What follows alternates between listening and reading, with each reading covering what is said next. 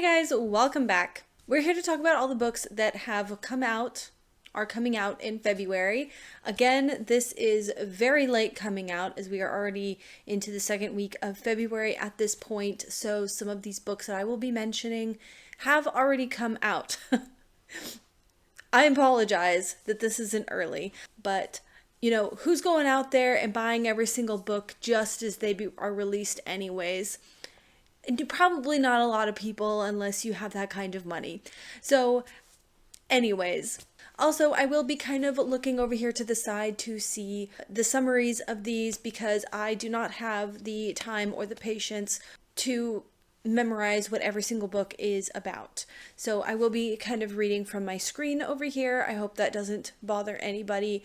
It has been something that I personally have felt really bad about lately because I watch a lot of other booktubers who just seem to have memorized all of these things. Like they're looking at the camera the entire time, and good for them. Kudos. I wish I had the secrets to life that they seem to possess, but I don't have them. So if you missed January's list, this list is curated from authors and genres that I personally follow and books that I'm personally interested in picking up. So I assume that if you're following my channel, you're kind of on the same page of our taste of books anyways. I guess let's go ahead and get into it. Last month I did try to organize the books by genre and then by the date that they are being released. However, I'm kind of skipping that process in this video. Let me know if that's something that's really important to you and I will try to organize it better, but this just happened to be a month where I needed to sit down and film some videos, and I just needed to kind of rush the process along, and I didn't really want to spend that time. Maybe it's important, maybe it's not. Let me know what you actually like better. The first book on my list is Blackwood Blue Sky. This is by an author called Ivey. I read her book called Snow Child and I thought it was absolutely incredible, so I have started to follow this author. Surprise to me, I did not know that Ivey was a Pulitzer Prize finalist for her book called The Snow Child.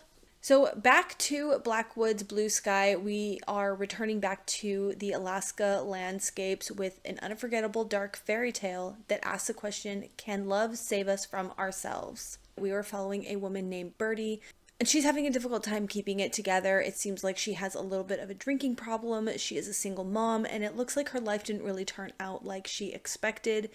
And she can remember happier times from her youth when she was free in the wilds of nature. Then we're also following a character named Arthur Nilsson.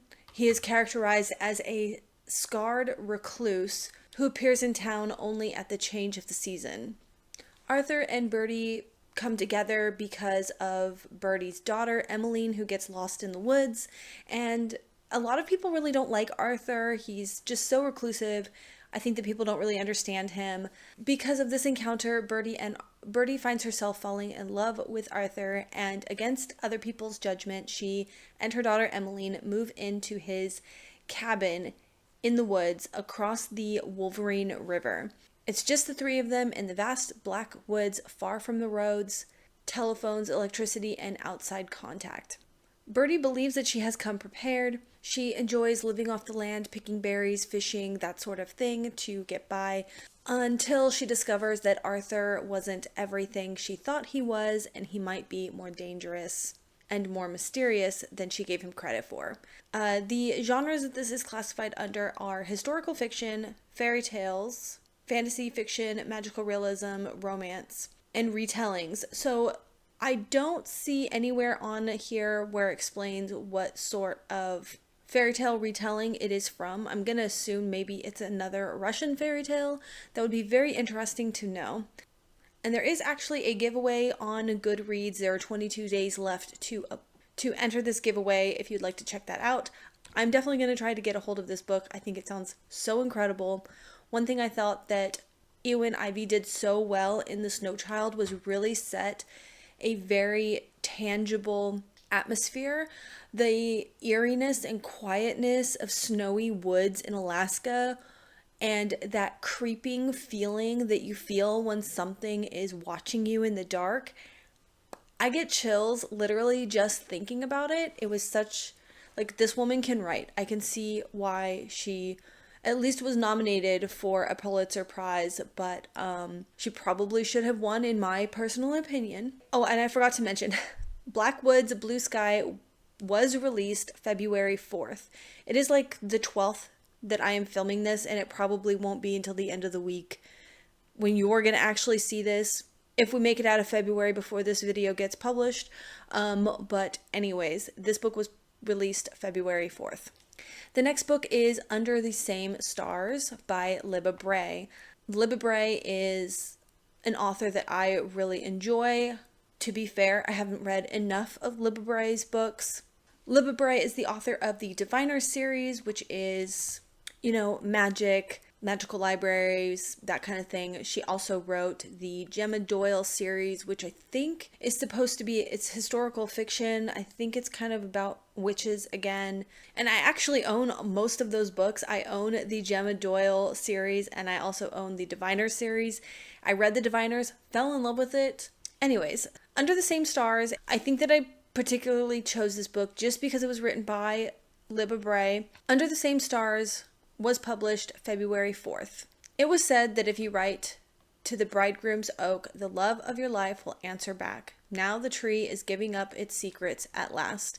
And this follows 3 different timelines, one from the 1940s Germany, one in 1980s West Germany, and one in the spring of 2020. And then somehow, because of this bridegroom oak tree, all of these stories kind of intertwine. That sounds pretty interesting. Again, a little bit of a magical realism, fantasy, historical fiction. That seems to be her jam. All right, I'm going to add this book by this author, Allison Saft.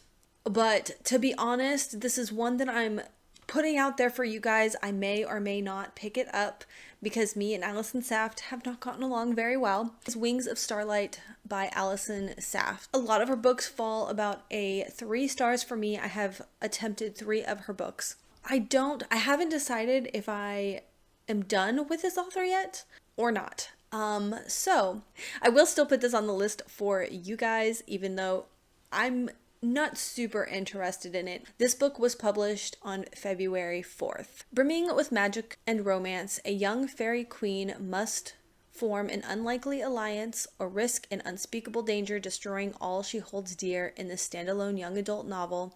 It's been centuries since a warm season fairy in Pixie Hollow has crossed into the winter woods, and while most fear the legends of monsters lurking in the frozen lands, Clarion can't help being intrigued by winter's stoic beauty. But under the watchful eye of the current monarch and the court's seasonal ministers, Clarion has little time to dwell on daydreams while the days of her coronation dwindle away. That is, until reports of a monster crossing from winter into spring make their way to the palace. Clarion sees defeating this threat as an opportunity to prove that she is worthy of her new role. But instead of fighting a monster at the edge of winter, she finds Mallory, a young guardian of the winter woods. Together they form an unlikely bond as they race to save their lands. But as their alliance warms to something more, they will discover there is a reason to warm season fairy and a winter fairy must not be together.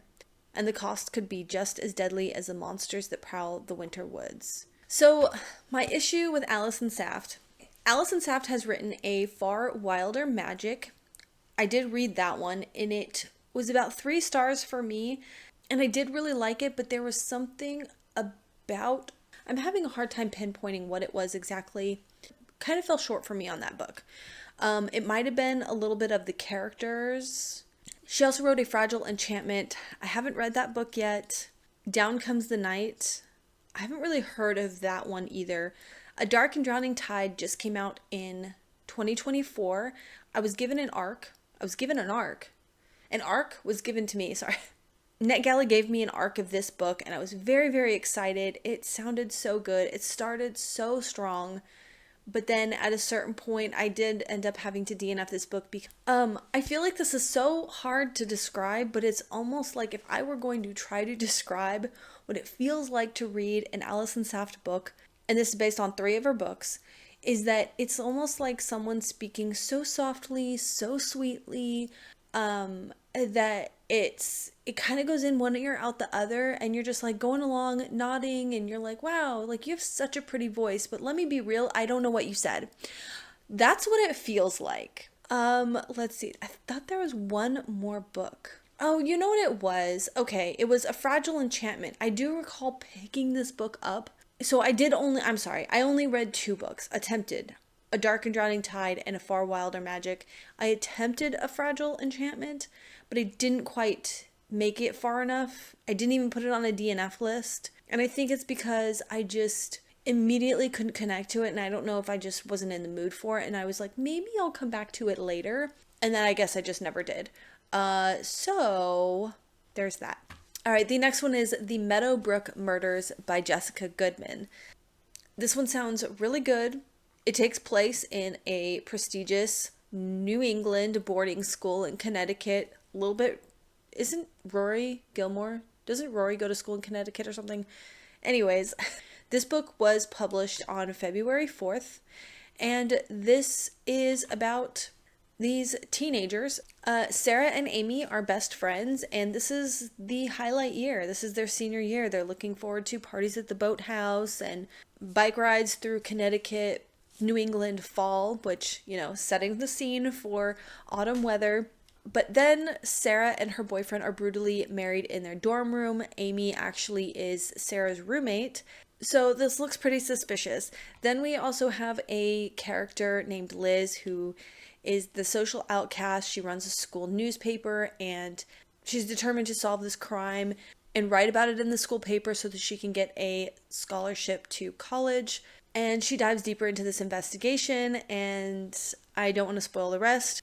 The summary does give a little bit more information, but being a thriller, I usually think that being a mystery thriller, I think that less is more, so I'm not going to tell you what the rest of this says. This actually sounds really good, but Jessica Goodman is an author that I actually read recently. I read her book, They Wish They Were Us. I had that one on my shelf, and I ended up giving it 3 stars. I remember really enjoying the time that I was reading it, but it also did not leave a strong enough impression that I feel that it was very memorable. I wish I had liked it more. She also wrote a book called The Counselors. That one actually has been catching my eye a lot. It sounds really good. I might end up giving that one a try. She also wrote They'll Never Catch Us, The Legacies, and now Meadowbrook Murders. Alice Hoffman is coming out with the 3rd book in a series called The Bookstore Keepers. This is part of a series called Once Upon a Time Bookshop Stories. I have not been reading a lot of Alice Hoffman lately. I do have a small book on my shelf that I would like to read. The Bookstore Sisters, The Bookstore Wedding, and The Bookstore Keepers. I might have to look into this series, see what it is all about. The Bookstore Sisters is about Isabel Gibson. She has all but perfected her art of forgetting. She's a New Yorker now with nothing left to tie her to Brinkley's Island, Maine. Her parents are gone, family bookstore is all but bankrupt, and her sister Sophie will probably never speak to her again. But when a mysterious letter arrives in her mailbox, Isabel feels herself drawn to the past. After years of fighting for her independence, she dreads the thought of going back to the island. What she finds there may forever alter her path and change everything she thought that she knew about her family, her home, and herself. It is considered a short story novella. This is only 36 pages, so it seems like... Oh, and it is also an Amazon original story. They usually do like short stories, so that sounds really interesting. And so Bookstore Keepers is obviously the 3rd in the series. I'm definitely going to have to go back and see what that is about. This one was published on February 4th. Okay, Neal Schusterman. This one has grabbed my attention because I have been reading the Arc of Aside series. My son now is just starting the 2nd book, Thunderhead, of Arc of Aside series, and he is absolutely hooked. He is loving it. So this one came up, and this is All Better Now by Neal Schusterman.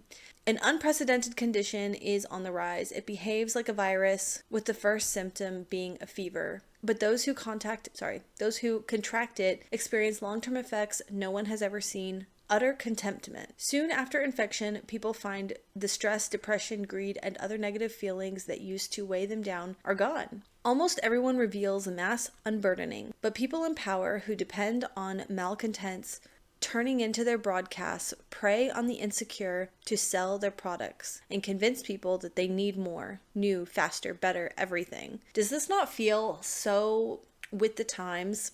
Know this new state of being is bad for business. Soon campaigns start up convincing people that being happy all the time is dangerous. There's even a vaccine developed to rid people of their inner peace and get them back to normal because, surely, without anger or jealousy or motivations, productivity will grind to a halt and the world will be thrown into chaos. It's nearly impossible to determine the truth when everyone with a platform is pushing their own agendas. Oh my gosh, see what I mean? Super timely. And two teens from very different backgrounds who've had their lives upended in different ways by the virus find themselves enmeshed in the center of dangerous power play. Can they reveal the truth? Young adult, dystopian science fiction, thriller, mystery. Sign me up. This sounds so incredible. It's definitely commentary on our world today. I think you can definitely, without me even saying it, draw some parallels with some things. And I think because of the beginning of this, the condition of just being eternally at peace is kind of specifically commentary on the toxic positivity movement. Which seems like we have kind of gotten past that and seeing it as like positivity is, Anyways, I think this is so incredibly interesting. I will definitely be reading this. The Sirens by Emilia Hart. And at first I was like, nah, I don't think this is going to be my thing. However, this did populate on books from authors that I have read or that I follow. And I was like, I don't remember an Emilia Hart book. So I was like, what did she write? My bad. She wrote Wayward, and I loved that book, Wayward. And this is a book that I did listen to on audiobook, but I liked it so much that I definitely want to give it a reread. This is the author of Wayward. But The Sirens was published February 13th. And this is a story of sisters separated by hundreds of years, but bound together in more ways than they can imagine. 2019, Lucy awakens in her ex-lover's room in the middle of the night with her hands around his throat. Horrified, she flees from her sister's house on the coast of New South Wales, hoping Jess can help explain the vivid dreams that preceded the attack. But her sister is missing.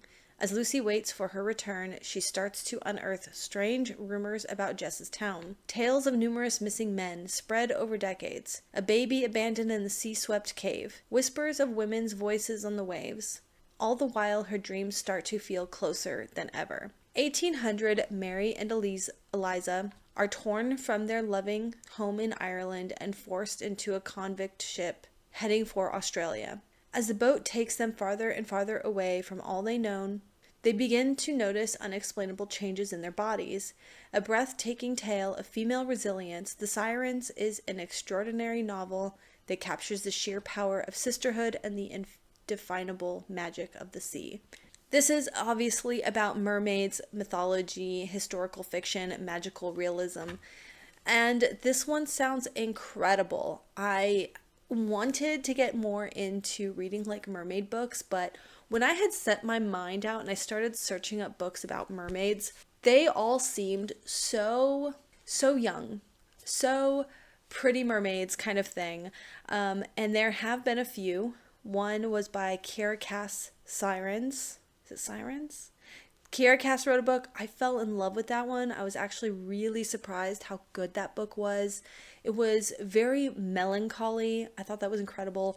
Then Mira Grant wrote a mermaids but like horror story that was also very scientific. That was an incredible tale. And this one sounds so incredible too in just like a completely different way. So I'm very excited for this one. This is considered a romance book, but this one, it has me, and I do think it is the cover art. I think the cover on this is absolutely gorgeous. Junie by Erin Crosby-Eckstein. This book will be published, this book was published on February 4th.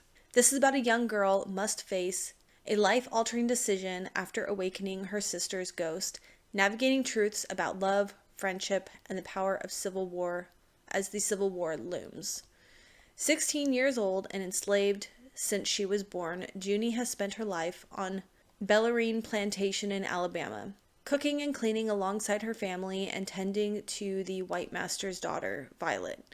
Her daydreams are filled with poetry and faraway worlds, while she spends her nights secretly roaming through the forest, consumed with grief over the sudden death of her older sister, Minnie. When wealthy guests arrive from New Orleans, hinting at marriage for Violet and upending Junie's life, she commits a desperate act, one that rouses Minnie's spirit from the grave. Tethered to this world, unless Junie can free her, she enlists the aid of Caleb, the guest's coachman, and their friendship soon becomes something more. Yet, as long-held truths begin to crumble, she realizes Bellarine is harboring a dark and horrifying secret that can no longer be ignored.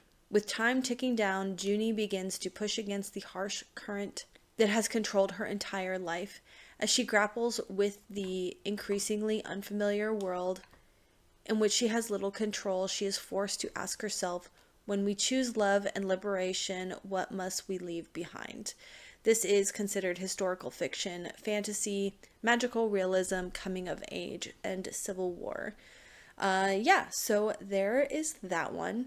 I feel like every single book has come out on February 4th. There's at least ones I'm interested in. The next one is Grave Empire by Richard Swan. I have never heard of this author before. Apparently has written quite a few other things. If the page will load. He wrote a series called The Empire of the Wolf. It looks like there are 3 books in that series. The Art of War trilogy. 3 books. Obviously it's a trilogy. Grave Empire is the start of a series called The Great Silence. And blood once turned the wheels of empire, now it is money. A new age of exploration and innovation has dawned, and the Empire of the Wolf stands to take its place in the foremost power of its known world. Glory and riches await. But dark days are coming. A mysterious plague has broken out in the pagan kingdoms of the north, while in the south, the Empire's proxy war in the lands of the Wolfmen is weeks away from total collapse. Worse still is the message brought to the Empress by 2 hectic monks who claim to have lost contact with the spirits of the afterlife. The monks believe this is the start of an ancient prophecy heralding the end of days, the Great Silence.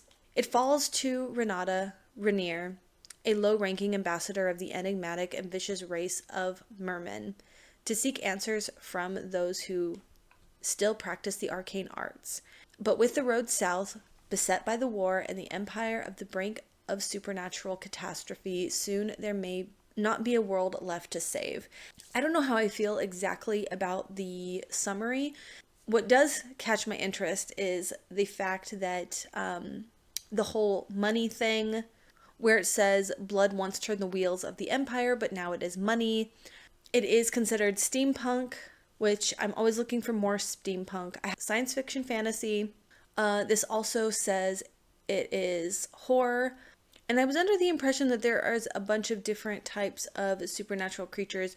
We do have one mention of mermen, so more mermaid type characters. So, okay, it seems like mermaids is like the new vampires of 2025, because here is yet another one that kind of makes itself, that is also about mermaids. So, was this one characterized as fantasy or romance? I'm not sure. Upon a Starlit Tide by Kell Woods, this will be published February 18th. A dark and enchanting fairy tale inspired historical fantasy combining elements of Little Mermaid and Cinderella into a wholly original tale of love, power, and betrayal. St. Malo, Brittany, 1758. For Lucinda Leon, sorry. For Lucinda, it doesn't look like it should say Lucinda. Lucinde, Lucinde. For Lucinda Leon, the youngest daughter of one of St. Malo's wealthiest ship owners, the high walls of the city are more hindrance than heaven. While her sisters are interested in securing advantageous marriages, Luce dreams of escaping her elegant but stifling home and joining the ship's crew. Only Samuel, Luce's best friend and English smuggler, understands her longing for the sea, secretly teaching her to sail whenever she can sneak away. For Luce, the stolen time on the water with Samuel is precious. One stormy morning, Luce's plans are blown off course when she rescues Morgan de Chatelain, I'm not sure.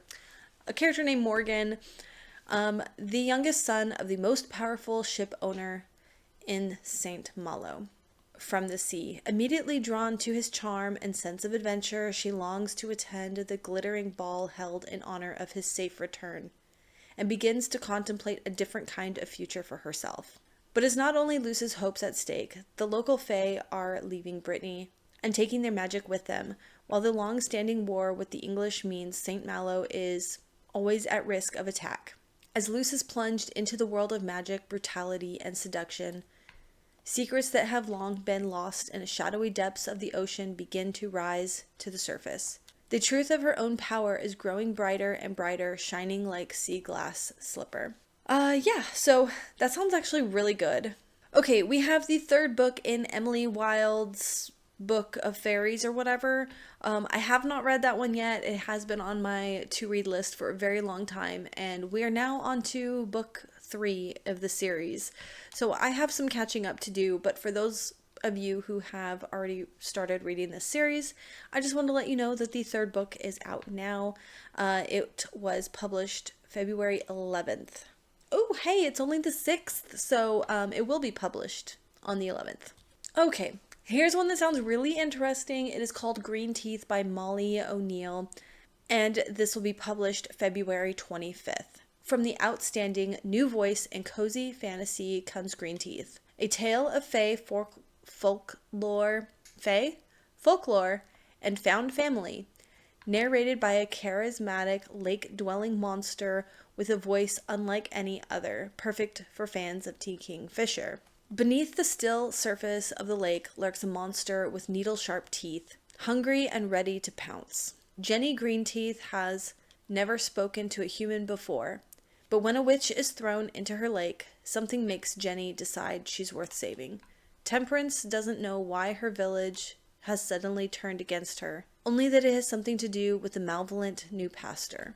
Though they have nothing in common, these two must band together on a magical quest to defeat the evil that threatens Jennie's lake and Temperance's family, as well as the very soul of Britain. Fantasy, adult, cozy, mythology, historical, retellings. What is it a retelling of? I have no idea. Anyways, it sounds really good. It has me with Lake Monster and Witch. I want to see what this one's about.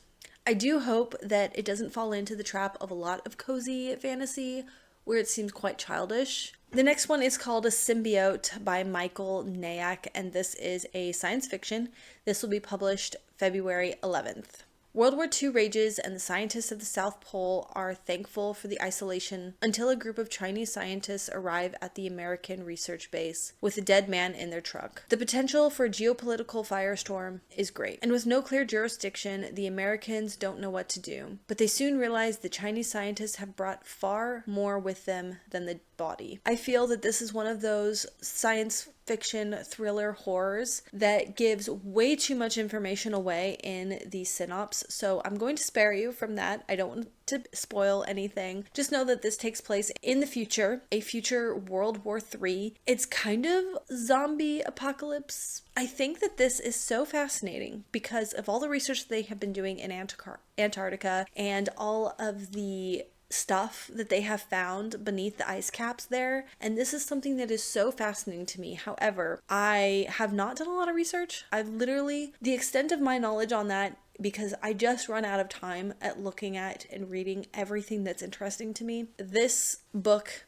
makes me want to actually carve out some time to go do some more research on this. Okay, I have to mention this book because while it is kind of out of my comfort zone, I do think that this year I keep trying to push myself to read a little bit more nonfiction, but for people who really like nonfiction, who like Jane Austen, I think that this is for you. This is called Jane Austen's Bookshelf, a rare book collector's quest to find the women writers who shaped a legend. From the rare book dealer and the guest star on a hit show Pawn Stars, a page-turning literary adventure that introduces readers to the women writers who inspired Jane Austen and investigates why their books have disappeared from our shelves. That sounds so interesting. Long before she was a rare book dealer, Rebecca Romney was a devoted reader of Jane Austen. She loved that Austen's books took the lives of women seriously, explored relationships with wit and confidence, and always allowed her the possibility of happy ending. She read and reread them, often wishing Austen wrote just one more. But Austen wasn't a lone genius. She wrote at a time of great experimentation for women writers, and clues about those women and the exceptional books that they wrote are sprinkled like breadcrumbs throughout Austen's work. Every character in Northanger Abbey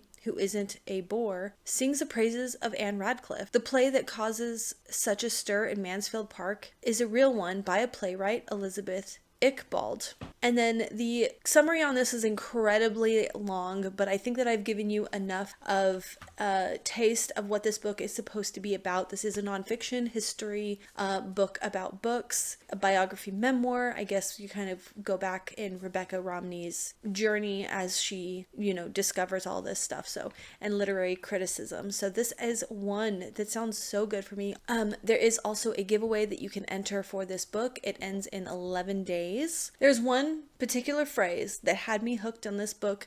I have to try this one. Our Infinite Fates by Laura Stephen. This book will be published February 27th. And this claims that it is The Invisible Life of Addie LaRue meets This Is How You Lose the Time War. I love Invisible Life of Addie LaRue. I have not read This Is How You Lose the Time War, but I feel like I know enough about it to kind of know what they're hinting at. In this fantastical love story that defines death as two souls reincarnated through the centuries. They've loved each other in 1,000 lifetimes. They've killed each other in every one. This actually reminds me a lot more of Hush Hush. Is it Hush Hush? Anyways.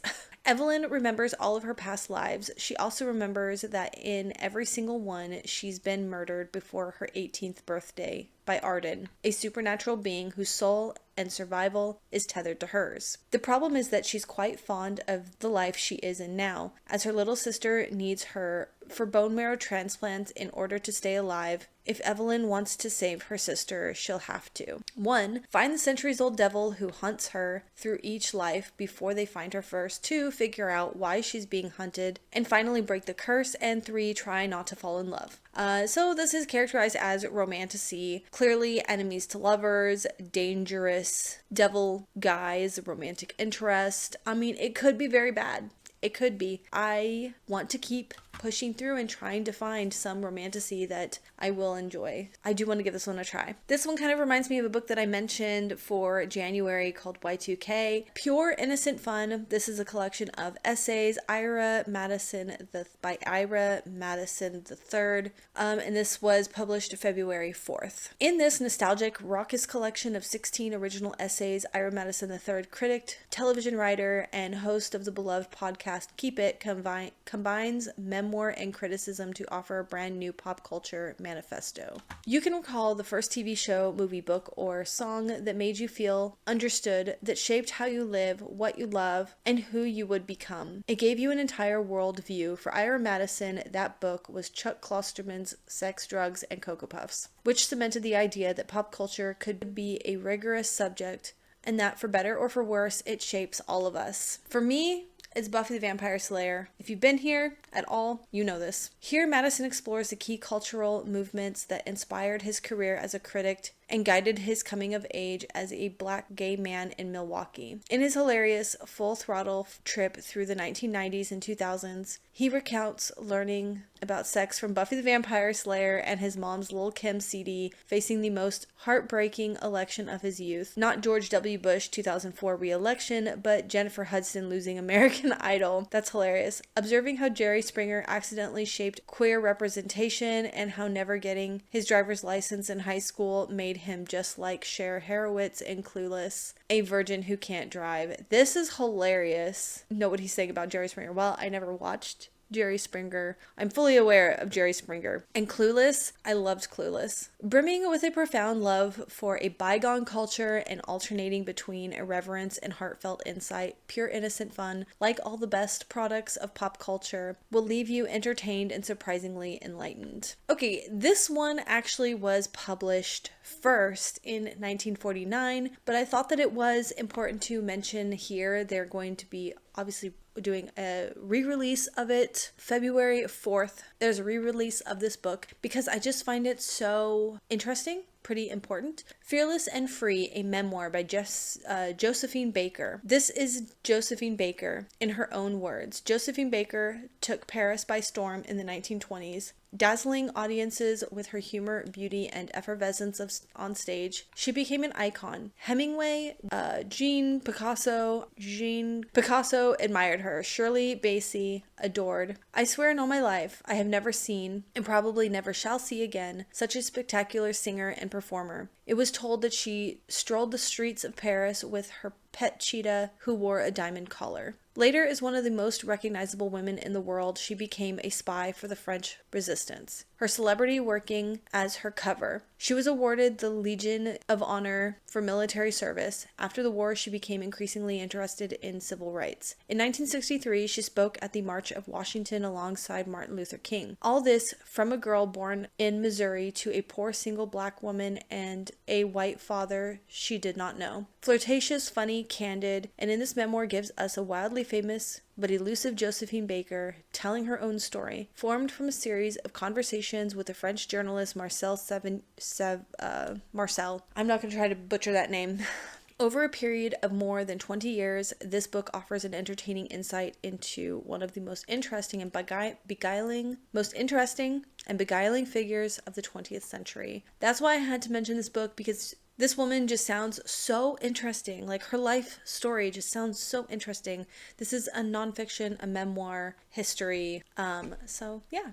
Okay, and the last one that I have for you is very different. It's different for me. These are the types of books that I'm really interested in, but if I worry that I can't follow along with their art style. Do you know what I'm saying?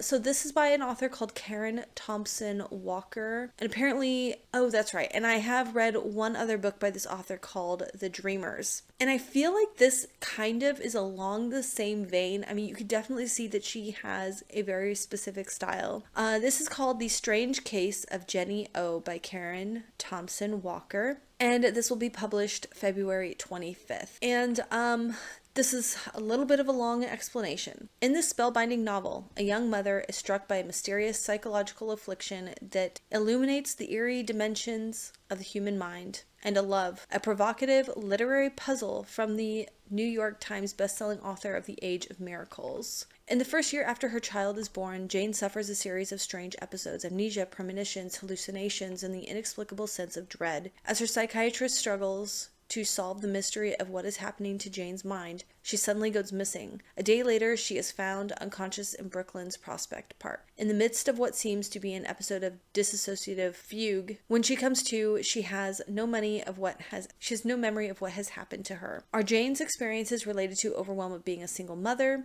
or are they manifestation of long-buried trauma from her past? Why is she having visions of a young man who died 20 years ago, who warns her of a disaster ahead? Jane's symptoms lead her to psychiatrist, ever deeper into the furthest reaches of her mind, and cause him to question everything that he thought he knew about so-called reality, including events in his own life. Karen Thompson Walker's profound and beautifully written novel is a speculative mystery about memory, identity, and fate, a mesmerizing story about the bonds of love between mother and child, and a man and a woman, and those who have lost but may still be alive among us.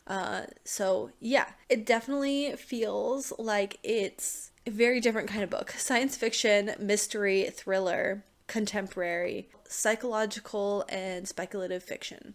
Even still, it sounds pretty interesting, and I do love things that explore the way our memory kind of tricks us and leads us to believe certain realities, even though they may or may not be true, and like how that just makes you feel absolutely crazy. Those are all of the new releases that I have for you this month. I hope that you really enjoyed this. Let me know which ones you are very excited about, or let me know if there's any that I did not mention that you are excited about.